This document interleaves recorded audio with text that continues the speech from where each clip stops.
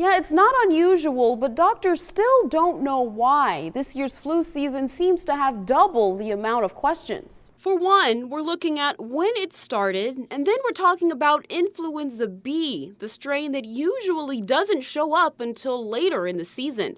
Mark Springer, an epidemiologist at the Spokane Regional Health District, says flu season in our region typically starts around mid-December.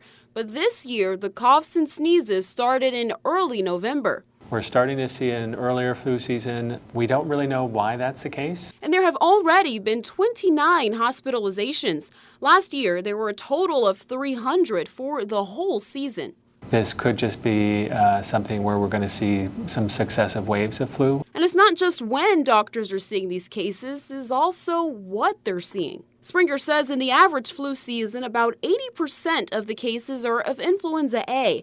This strain is most dangerous for people in older age groups and for infants. But just in the past month, 67% of the cases have been of influenza B, something that is pretty rare. We're way above what's normal, so when it's this abnormal, it's hard to really predict. But there is some good news. Doctors say influenza B typically isn't associated with widespread outbreaks. However, A and B can still both be just as equally harmful. Springer says that influenza B might be the cause of why this year's season started so early.